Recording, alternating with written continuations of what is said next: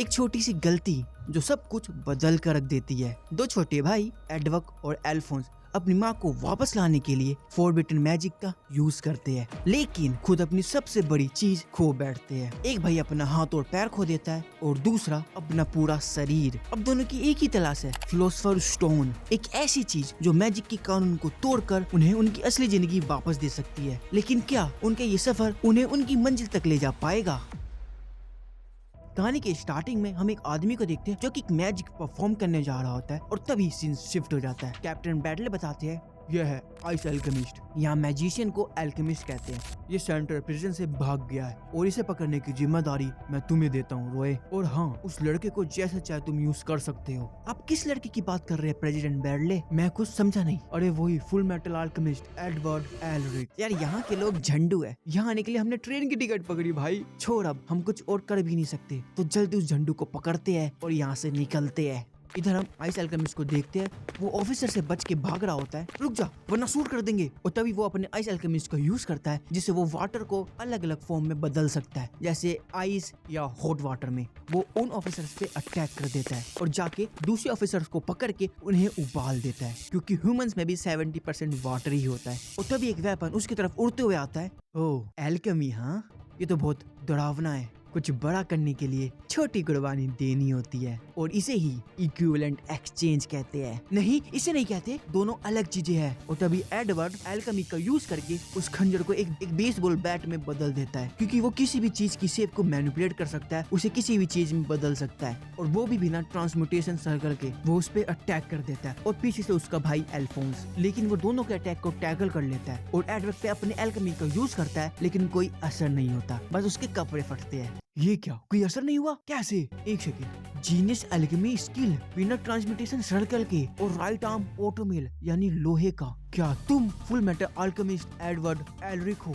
ये वो नहीं हो सकता, वो तुम हो ना? नहीं, मैं तो इसका छोटा भाई हूँ अल्फोंस। क्या जीनियस एल्केमिस्ट इतना छोटा है? तुम्हारा क्या मतलब है इतना छोटा से? अभी बताता हूँ। एडवर्ड एल्केमी का यूज करके उसे दीवार में ही फंसा देता है। इतना बड़ा टाइटल फुल मेटल अल्केमिस्ट एक छोटे बच्चे का कैसे हो सकता है? ये सुन एडवर्ड उसे और जोर से मारता है, जिससे वो बड़ी दूर उड़ जाता है। साला मेरी हाइट का मजाक बना रहा था। भाई एक सेकंड, मेरे ख्याल से वो आपकी हाइट को छोटा नहीं कह रहा था, वो आपकी एज की बात कर रहा था। तो इसका मतलब क्या, मैं उसे छोड़ देता? एज एक्सपेक्टेड एडवर्ड एलरिक, आपकी सपोर्ट के लिए बहुत बहुत शुक्रिया। नहीं, मैं नहीं हूँ एडवर्ड, मैं हूँ अल्फोंस एलरिक, उनका छोटा भाई। चलो अल्फोंस चलते हैं, ये सब झंडू है। वो ऑफिसर आइस एल्केमिस्ट को लेके जा रहे होते हैं और तभी वो पानी को देख के अपनी एल्केमी का यूज करता है, पानी को स्टीम में बदल के भाग जाता है। वो स्टीम अच्छी ट्रिक दिखा के भाग गया। तुमने अपने ओपोनेंट को हल्के में लिया, इसलिए वो भाग गया। वैसे वो था कौन? जैसा मैंने कहा, तुम सुनते नहीं हो। तुमने क्लेम किया था कि तुम, हाँ ठीक है, मैं अपनी गलती मानता हूँ, तुम्हें अपने सीनियर को सुनना चाहिए। वैसे उसका नाम आइजैक मोड्यूगल है और ये एक स्टेट एल्केमिस्ट था। इसे सब आइजैक ऑफ द आइस कहते थे।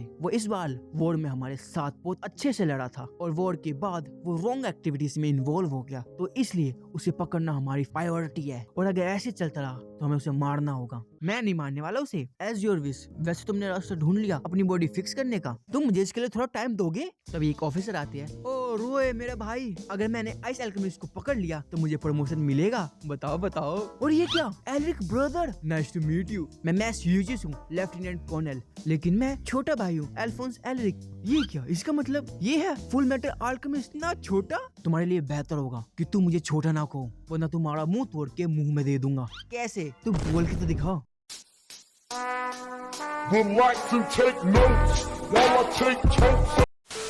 तुम यहाँ क्या करने आए हो? मैं यहाँ आया हूँ जो मैं करने आया हूँ।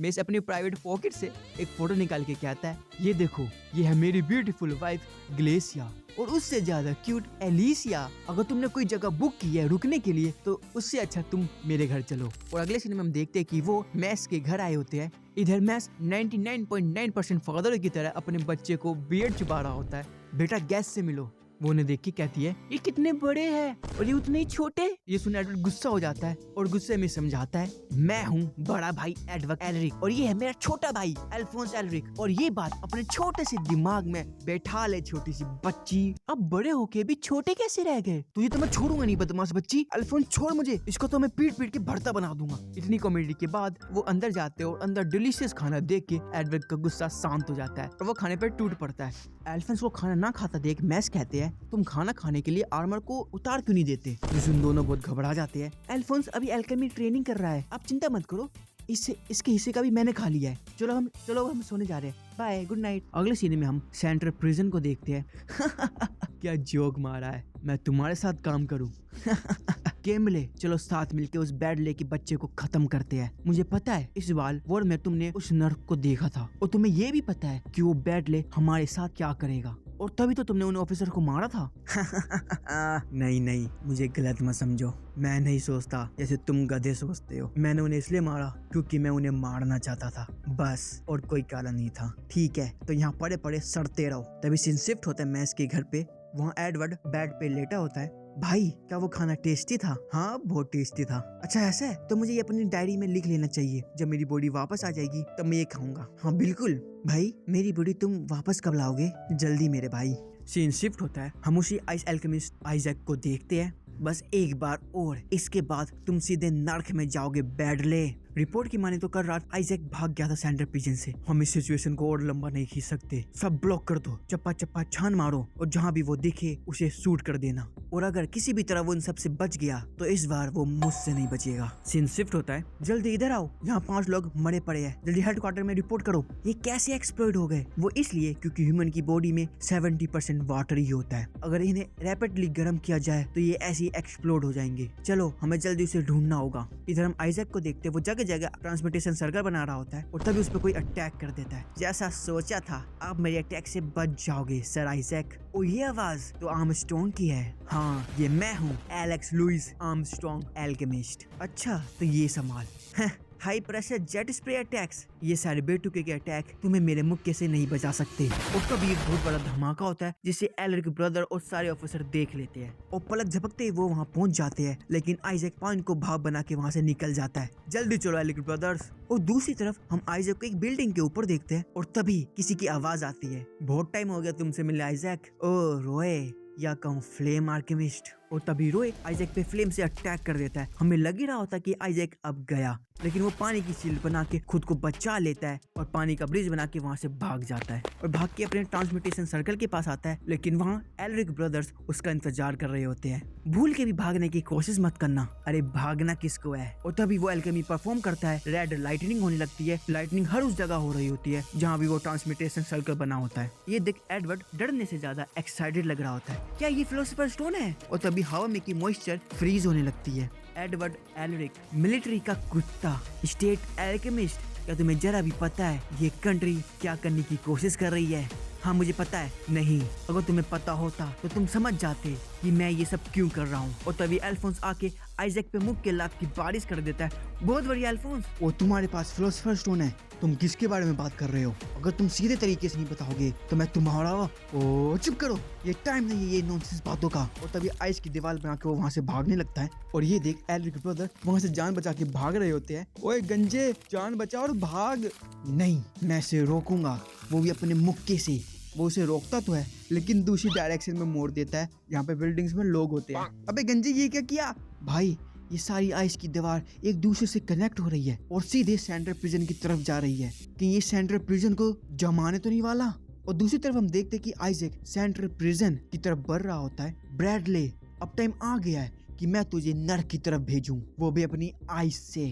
तभी वहाँ एडवर्ड आके कहता है, अरे इतनी भी क्या जल्दी है? और पीछे से अल्फोंस भी आ जाता है और फिर आइजैक उन पे अटैक कर देता है। लेकिन इस बार एडवर्ड भी तैयार होता है, वो उस अटैक को ही उल्टा कर देता है और तभी आइजैक उनको हॉट वाटर की बारिश कर देता है। अरे गरम है। आइजैक एडवर्ड पे अटैक करने उसके पास आ जाता है, लेकिन अल्फोंस उसे बचा लेता है। आइजैक अल्फोंस के मुंह पे अटैक कर देता है, जिससे उसका हेड नीचे गिर जाता है और खाली आर्मर को मूव करता देख आइजैक शॉक हो जाता है। ये क्या, ये आर्मर खाली है? और आर्मर पे सील देख कहता है तुमने अपने भाई की आत्मा को इस आर्मर के साथ बांध दिया है। बड़े भाई का हाथ नहीं है और छोटे भाई की बॉडी नहीं है। ओह, अब समझा कि तुम लोग असल में हो क्या। तुम हो टैबूस। टैबू का मतलब ऐसी एक्टिविटी या चीजें जो सर्टेन सोसाइटी और रिलीजन में करना या होना मना होता है। ओह, क्या बात है। एक महान टैबू ने ह्यूमन ट्रांसम्यूटेशन एल्केमी का यूज किया। हाँ दोस्तों, अब ये टाइम है फ्लैशबैक का। हम एडवर्ड को एल्केमी परफॉर्म करते हुए देखते हैं। नहीं, जैसे मैंने सोचा था ये वैसे नहीं हो रहा।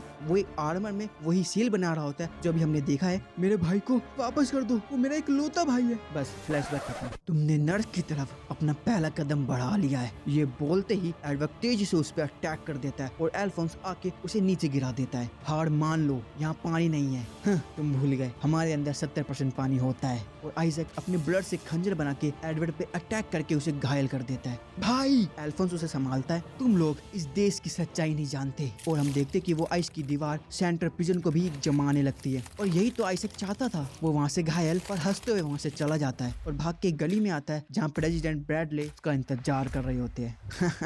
अपने ब्लड का ही वेपन बना के उनकी तरफ अटैक करने के लिए दौड़ता है, लेकिन आइजैक ब्रैडले की स्पीड के सामने धीमा पड़ जाता है और उनसे हार जाता है। और हम देखते कि आइजैक के खून के साथ एक स्टोन भी निकलता है जो कि तुरंत ही इवेपोरेट हो जाता है। और तभी हम किमले को देखते हैं। हाँ, बहुत बुरा हुआ। और एक तरफ हम रोए को देखते हैं जो उस आइस को फ्लेम से खत्म कर रहे होते हैं। लुइस, अब तुम्हारी बारी। लुइस जोरदार जमीन पे पंच करता है जिससे जमीन टूटने लगती है और ट्रांसम्यूटेशन सर्कस भी टूट जाते हैं, जिससे आइजैक के साथ उसका प्लान भी खत्म हो जाता है। तभी सीन शिफ्ट होता है हॉस्पिटल में। एंड में भी हमें फिलोसफर स्टोन का कुछ पता ही नहीं चला। अब हमें आर्मी की इन्वेस्टिगेशन का वेट करना होगा। और तभी हम एलिस लुइस को गुलदस्ते के साथ देखते हैं। एडवर्ड, मुझे पता लगा हॉस्पिटलाइज हो तो मैं तुमसे मिलने आ गया। और इनकी एक्साइटमेंट देख एल्रिक ब्रदर्स घबरा रहे होते हैं। अगर तुम हॉस्पिटलाइज होके बोर हो रहे हो तो मैं तुम्हारे लिए अपनी शर्ट निकाल के कुछ कर सकता हूँ। ये देखो मेरे मसल्स, देखो, अरे देखो ना कितना गर्म और मोटा है। अरे डरो मत, आओ टच करो, देखो ना इसे। और तभी हम एक लेडी को देखते हैं। तो आइजैक मर गया।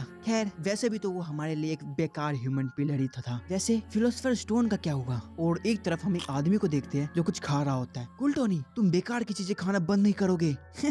लियोर में सब कुछ बढ़िया होने जा रहा है और ये सब जल्दी स्टार्ट होगा। नहीं, बहुत जल्दी स्टार्ट होगा। दोस्तों, इस वीडियो पे अच्छा रिस्पांस आया और 10 कमेंट हो गए तो इस वीडियो का नेक्स्ट पार्ट जल्दी लाऊंगा। मुझसे कनेक्टेड रहने के लिए सब्सक्राइब कर दो। तो मिलते हैं फिर।